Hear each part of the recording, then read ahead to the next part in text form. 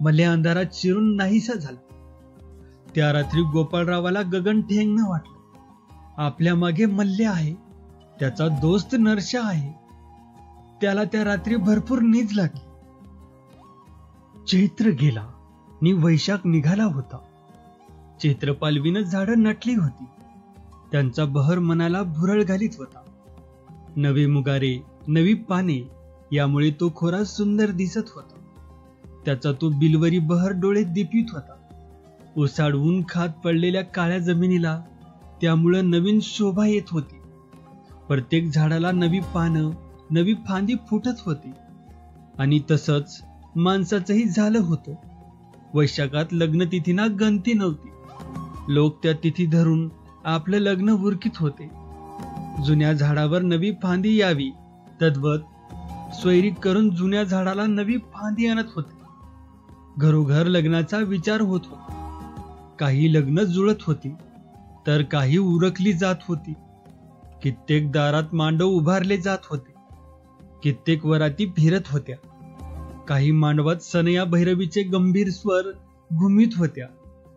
तरुण मुली नवऱ्या होऊन हळदीनं पिवळ्या होऊन मिरवत होत्या. काही सासरी जाऊन परत येत होत्या. काही आई होण्याचे स्वप्न पाहत होत्या. एकूण सर्वत्र आनंद खेळत होता. याच दरम्यान मुकिंदा आणि महिपती यांनी घाई केली. अपार खर्च केला. निगुणा राजाराम यांच्यावर तांदूळ टाकले. मुकिंदाला धन्यता वाटली. जुने मित्र नव्याने पाहुणे झाले. नलावड्याच्या आळीला माहेर असलेली गुणा महिपतीच्या आळीला सासरी आली. लग्न होताच गुणाचे स्वरूप बदलले. काजळी झडताच दिव्याची ज्योत प्रखर व्हावी तद्वत तिचे रूप द्विगुणित झाले. ती अधिकच बेफिकीर आणि सुंदर दिसू लागली. आपण आता एका मातबराची सून आहोत याची जाणीव होऊन ती प्रत्येक पाऊल जपून टाकू लागली. आयाबाया गुणाचं कौतुक करू लागले. नशीबवान पोरगी म्हणून नि देखणी म्हणून तिची दृष्ट काढू लागल्या. आणि गुणाचा अहंकार वाढला. ती नवी नवरी होऊन सासरी गेली. 4 महिने गेले. पावसानं सृष्टी भिजवून थंड केली. गुणा सासरी नांदत होती. मुकिंदाचे ओझे खांद्यावर आले होते. आयती भाकर मिळत होती. त्यामुळे त्याला आनंद झाला. श्रावण निघाला. नवी पिकं जोम धरून वर आली. नवे अंकुर रुजून त्यांनी काळ्या आईला हिरवा रंग दिला. सर्वत्र फुलपाखरं फिरू लागली.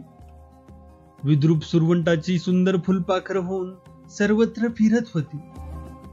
पण गोपाळरावाचं विद्रूप मन कसलाही प्रकार घेऊ शकत नव्हतं.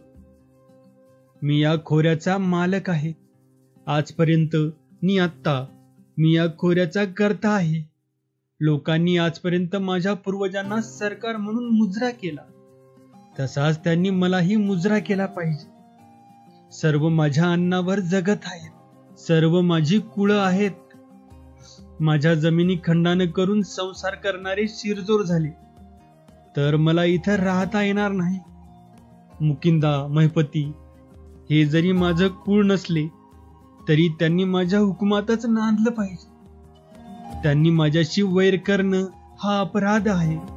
परंतु आज 40 वर्ष त्यांनी माझ्याशी भयंकर दुश्मनी आरंभली आहे असं गोपाळरावाचं मत होतं.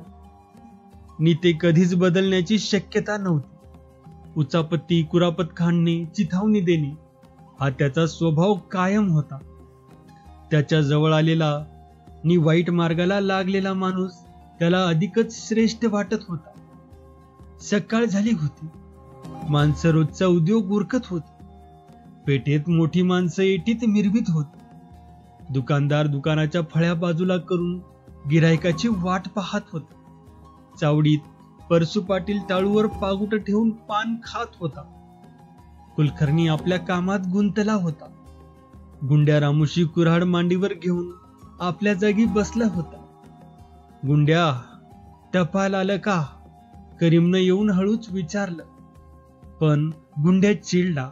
डोळे वटारून म्हणाला, मला गुंडा म्हणतात, गुंड्या नव. नि जर परत गुंड्या म्हणशील तर हाडकं मोडून हातात देईन. जा. करीम काहीच बोलला नाही. इनामदाराचं टपाल घेऊन तो गुमान घरी गेला. थोड्या वेळानं गुना पेठेत आली. तिला पाहताच गुंड्याला चेव आला. तो काहीतरी विचार करून उठला. गुना बाजार करून घरी निघाली. गुंड्यानं तिला एका बोळात अडविली. गुना, माणसानं माणसाकडे बघावं, त्याला पैसे पडत नाही ती. तुझ्यावानी माणसानं कसं दिलदार असावं आणि माझ्यावानी गरीबाला पदरात घ्यावं. आता हो, निघू बाजूला. गुन्हा कढाळली. तुझं इतक्या लवकर दिवस भरले असतील असं मला वाटत नव्हतं. जा. गुंड्यानं वाट सोडली. गुन्हा घरी गेली. गुंड्या चावडीवर आला, पण त्याचा चेहरा पडला. आपण गुन्हाला अडवून चूक केली. उगीचच तिला अडवले. आता ती घरात सांगेल नी कारण नसता कबावत वाढणार असा विचार करू लागला. आणि थोड्याच वेळानं पाराखाली मैपती आला. त्यानं आपली काठी घेतली होती. त्याला पाहून गुंड्या घाबरा झाला. पळायचा विचार करू लागला, पण मैपती सरळ पेठेनं चावडीवर आला आणि एकदम गुंड्याला धडाधड काठ्या मारू लागला. हा म्हणता गुंड्याला चोपून पाडला. त्याच्या अंगाची चाळण झाली. क्षणात पेठ जमली. लोकांनी गर्दी केली. काहींनी पुढं होऊन गुंड्याला सोडवला. मग मैपती शांत झाला नी परत फिरला. गुंड्याला मैपतीनं मारल्याची बातमी रामूसवाड्यात पोहोचली नी पांडू रामूशी आपली भावकी घेऊन धावला. आणि त्याच वेळी रामूशी मैपतीवर चालून येत आहेत हे समजताच गाव उठला. मैपतीची आळी तयार झाली, परंतु पाटील कुलकर्णी यांनी मध्येच पडून ती कत्तल थांबविली. रामोशी परतले. ते सरळ गोपाळरावाकडे गेले. रामोशांचा गलका ऐकून गोपाळराव बाहेर येऊन म्हणाला, काय भानगड आहे पांडू? 2 गड्यांनी गुंड्याला उचलून आणला होता, त्याला चौकात ठेवला. करीम पुढे होऊन म्हणाला, यो गुंडाजी, याचं ढोलक कुणी बरं फोडलं? अरे ढोलक नव डोसक फोडलं. गुंड्या विव्हळत म्हणाला. आणि गोपाळराव सर्व रामोशावर नजर फिरवीत बोलला, काय आहे हा प्रकार? याला कुणी मारलं? पांडू सांग की. मैपतीनं सरकार. पांडू खिन्न होऊन म्हणाला, चावडीत बसलेल्या पोराला कारणाशिवाय मार दिला. आता आम्ही कुठं जायचं? कुणाला न्याय मागायचा? आम्हासनी कोण धनी हाय का नाय?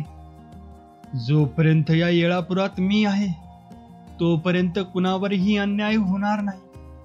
गोपाळराव गंभीर स्वरात म्हणाला, या माराचे एकच कारण आहे नि ते हे की तुम्ही सर्व रामोशी माझ्याजवळ बसता म्हणून माझ्या वैऱ्यांना कड आला आहे. ते पिसाट झाले आहेत, परंतु तुम्ही रामोशांची अवलाद आहात. त्या रणमर्द उमाजीचे वारस आहात.